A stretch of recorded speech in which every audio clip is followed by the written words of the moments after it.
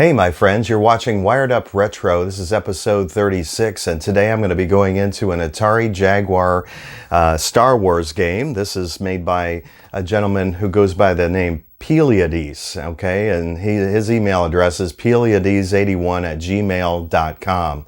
And he has taken a port of the Atari ST version of Star Wars, the arcade game, and put it into the Atari Jaguar as a cartridge, and included this wonderful box, nicely printed out with a manual that definitely is of high quality.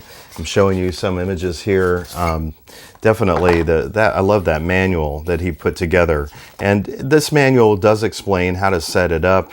This is a unique version, mainly because it is mouse compatible. We're talking the Atari ST mouse or the Amiga mouse from the Amiga computers. Those are 9-pin connector mice. You can buy that adapter for the Jaguar that uses those mice from a gentleman at AtariAge who goes by the name MacRorie. So if you reach out to him on AtariAge, you can get one, or you just go on to the AtariAge store. I believe they're selling them there. He also makes a PS/2 PC mouse plug-in adapter for the Atari Jaguar, and that's the one I've purchased because as you know from if you watch some of my past videos, I have quite a few mice trackballs from that PC era, and I like using them on let's say consoles like Atari 5200. Back about a year and a half ago, I had an episode that went into a number of different mice and trackballs that I was trying to get useful on the Atari 5200 with a moderate amount of success. It wasn't fantastically successful, but we did manage to get some games that were actually kind of playable. So anyways, I have plenty of those mice, and that's why I bought this adapter. It set me back, I think, $25 or $30. I definitely, I think it's a high quality adapter for the Atari Jaguar, and you don't put it into the port 1 of the Jaguar. You put your regular Jag controller there, but into port 2 you put that adapter, and then you plug your mouse directly into that. So I will go into some of the mice that I've enjoyed, and I'll also talk a little bit about trackballs as well.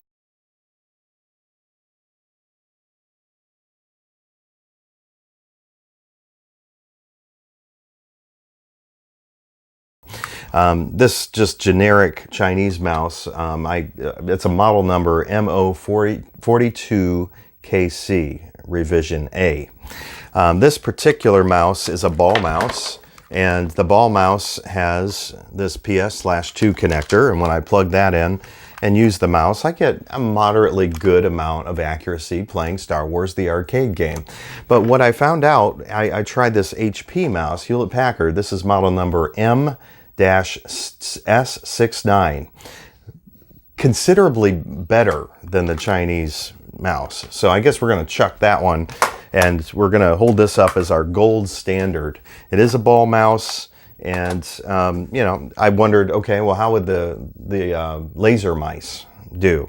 Laser mice, well, I have one here. This is made by LabTech, and it is a PS/2 connector mouse, and it's called the Media Desktop Mouse. Unfortunately, this laser mouse kind of wavers when you're trying to target on the game. So I would say this one, even though it is a PS/2 connector, it's unfortunately not a very good example of a mouse that'll work well on this game. I also tried laser mice that were USB mice. This particular one is the Logitech LX3. And it is definitely better than the LabTech. It doesn't waver, but it just seems like when you're moving it, it's a little more jerky, or herky-jerky, compared to this ball mouse made by Hewlett Packard. I do like the LX3 for the most part, but it's just not quite as good as the Hewlett Packard mouse. Another mouse I wanted to mention here is this Microsoft. This is Microsoft Comfort Optical Mouse 3000. It is a wired mouse that is USB connector. Now, again, this is not a USB connector. You're probably wondering, how did you connect that? Well, use these little mini adapters, okay? I call it a tiny green adapter. And what it does is connect a USB controller or mouse to your PS/2 connector. So anyway, any of these mice I'm talking about that have a USB connection are compatible only when you add this. So you're using 2 adapters there. And I will say this, a lot of these USB controllers you're going to try, these mice, are not going to be compatible with this. Most of them aren't. But the ones that were made, let's say, mid-90s, when they were transitioning to the USB standard, they were also kind of backward compatible with PS/2. So that's the kind of mouse that you're looking for, such as the Microsoft Comfort Optical Mouse 3000. I also have this one. This is a wireless one. It's called the Microsoft Optical Mouse 2.0, and it's wireless, and it does have a nice gigantic receiver that it came with. We can put the batteries in it, and it works about as well as this Logitech, and it is wireless. It's the only wireless mouse that I have found, and I've tried 2 different kinds that would work with the Jaguar. So if you're looking for wireless, that's your baby. Is it quite as good as the Hewlett-Packard? I would say it's 90% as good, maybe not 100%. All right, so those are the mice. Now I want to jump forward into talking about some trackballs. I did try a USB one, again, using the little mini green adapter. This is the Kensington, Kensington Orbit Optical Trackball, and it's unfortunately kind of poor on the Atari Jaguar. It's herky-jerky. It's probably the worst one I've tried of all of them. So you might want to avoid that. I've also got this Belkin, and this one actually has the PS2 connector, PS/2. So I've tried it out. It actually is about as accurate as the Hewlett-Packard mouse. So if you're looking for a trackball, this Belkin is the one you're after, okay? And that is, it goes by the name Trackmaster, okay? They are a little hard to find. Now there are some others, all of them that I've looked at that are made by Logitech don't work with the Atari Jaguar. I'm not sure why. I'll go over them. This one is the Logitech Trackman Vista, not compatible, even though it has a PS/2 connector. This one also, right here that I have, the Logitech Marble Mouse, isn't compatible. Again, it has a PS/2 connector. Not sure what's going on there, but it's not compatible. Then I also have this one, which is the Logitech Trackman Marble Mouse. Again, it didn't turn out to be compatible. Another one, and by the way, there's probably numerous ones that aren't going to work, whether they're mice or trackballs. But I'm gonna. I've done a lot of different experiments. So at in the description below, you can go there and take a look at my results and on a variety of different ones. So if you've got one at home that I'm not mentioning here, and you're like, I wonder if he tried that, check down in the description below, and you'll see a list of them that aren't compatible. But I am showing you every one of them that I've tried that are compatible. Okay, now this one is this is called a ProPoint Presentation Pointer, and this actually has the PS/2 connector, and unfortunately it does not seem compatible, so it doesn't work at all. So again, I'm not sure what the deal is with the ones that don't work, but at least we got some that do, and some are better than others. I would again just point you to the Belkin Trackball and the HP.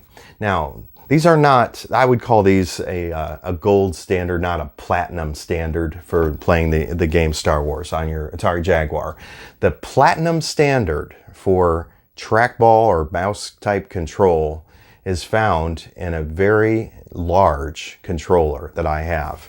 And I've shown this on one of my previous episodes. This is the X-Arcade controller. The X-Arcade has a gigantic trackball in the center, and that has the one I have has a PS/2 connector. When I plug that into this, it doesn't work. But attached to that is a little USB cable that just is an extension of it. So when I take that and plug it into my little mini green adapter that converts USB to PS/2, suddenly, boom, it's working. And I will tell you this controller, the X-Arcade, has a very large ball. And small movements of the ball are much easier to accomplish compared to this Belkin mouse, or the Kensington for that matter. It's easier to make smaller movements with a bigger ball. So I got extremely good accuracy with the X-Arcade Tankstick trackball. Now, X-Arcade also makes a standalone trackball, which I'm figuring is probably just as good. Those are very, very rare. The Tankstick with trackball isn't so rare. You can actually find those pretty readily. You pay a fortune, but you know, it's probably going to be $120 to $160, somewhere in that range, if you're getting it used on a good day. So yeah, seek out that if you really want the ultimate trackball experience on this Atari game. So to get you started, it says you can either press 1 for the Jag pad if you wanted to play the game with a D-pad, which, why would you want to do that? I think you want to use the mouse. All right, so you're going to press 2 for an ST mouse, 3 for an Amiga mouse. Now, when this game was made, they didn't even have a PS/2 adapter, so they didn't even give you that option. So press 2. You want the ST mouse if you're going to use the PS/2 adapter. All right, so I'm going to get this HP plugged in, the mouse. All right, we'll see how we can do.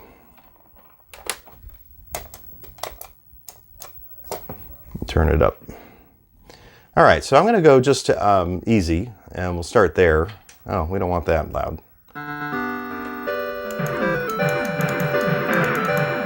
So in the arcade, Darth Vader's ship was pretty tough to hit. He was definitely moving fast at all times, and you were lucky to hit him unless you were extremely accurate. But in this game, you can actually nail him numerous times. Well, if I can... There, we got him. Got him. I got it. There he is again. There we go. As you can see, I'm getting pretty great accuracy with this ball mouse. Anyway, it's kind of fun hitting Darth Vader. Certainly a little bit more fun than the arcade version where you could barely nail him at all. Yeah. All right, I'm going into the trench. All right, so I'm going to switch to a little footage with the Belkin trackball, and we'll see how we do on that. Now I'm getting pretty good accuracy with this, and it's nice to be able to just hold the whole controller in the palm of your hand while playing the game, as opposed to the mouse where you're connected to the table the whole time. So you can kind of move around, get a little more freedom. You can even stand up to play the game if you want to with this. Here we go. All right.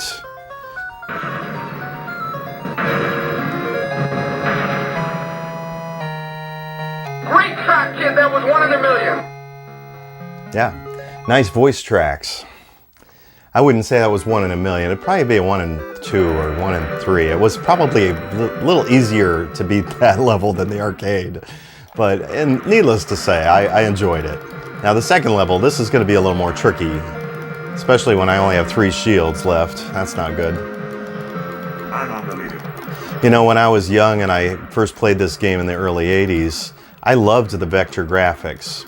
I kind of was not a fan of the whole stars coming at you. But, you know, I got used to it over time. It became, yeah, that's just Star Wars the arcade game. You know, it's literal Star Wars because, you know, the stars are like shooting at you.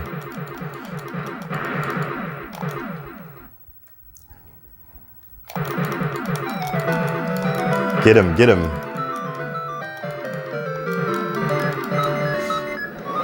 Good thought, I'm going in. All right, so now we're on the surface of the Death Star, seeking out these little red stations. Now on the next level, if I can make it past this level, we would be seeing towers.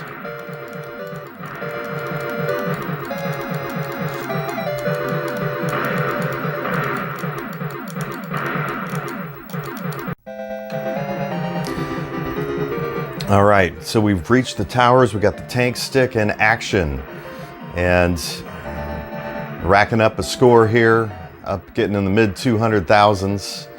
You know, our goal would be to, you know, make it to 500,000. That would be nice. Million, wow, that would be great. This is a level that, you know, you're trying to hit as many towers as possible. That's the maximum, or that's where you're going to get your points. Shooting the fireballs, or you can call them stars. I think they're supposed to be known as fireballs. Doesn't get you that many points. So it's almost better to sometimes just avoid those than to actually try to aim for them and shoot them. Okay, here we go. This is where it gets a little interesting. You know, playing with this trackball, I don't think you need the force. This is, it's pretty awesome. It really is. Very accurate. It's a great way to play the game. Okay.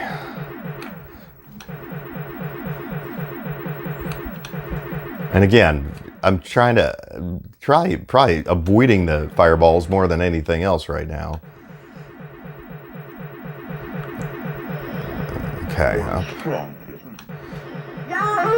You're all clear, kid. All right.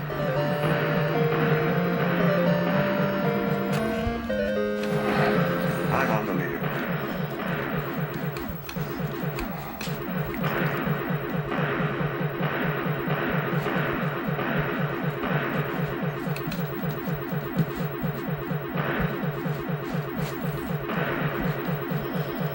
Stay in attack formation.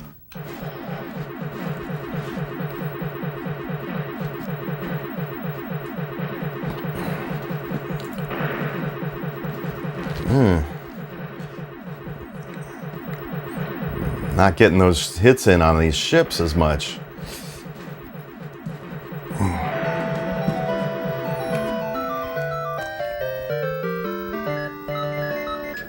6-5, I'm going in.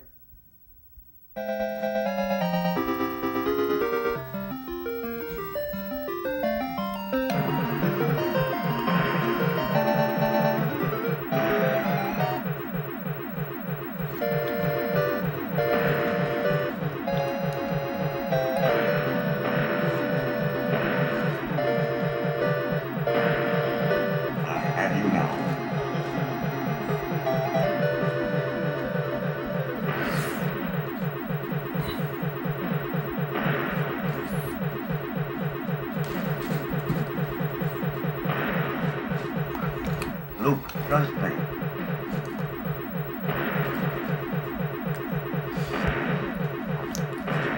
Oh no. I lost R2. Lost R2. No! Here we go. This is probably going to be crazy. Oh man.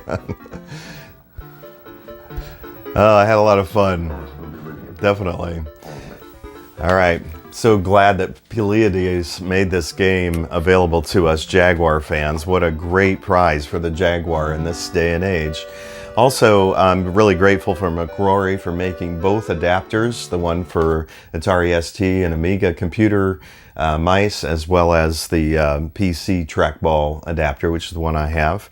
And yeah, we'll see what other adapters can be made for the Jaguar in the future. We'll hopefully find in the future we've got other options to control games with, flight yokes included. All right, so this wraps up our episode. Our next episode may have a little to do with the Jaguar. It may have a little to do with racing controllers on the PlayStation. I do have an upcoming episode on that. And we also have a episode on the Dreamcast controller options, as well as Saturn. I've got all sorts of plans in store for you guys. So if you like classic gaming, definitely give me a subscribe and make a comment below. I'd like to hear from you. Also, be aware I have a Twitter page. I'm showing you below what the name on Twitter for me is, so you can follow me. And if you do follow me, I'll check out your stuff and I'll see if I want to follow you. If you've contributed in a positive way to people on Twitter, I definitely would like to get to know you and be a friend of you on there. All right, well, till next time, enjoyed your gaming, go ahead and get yourself Star Wars. Take care.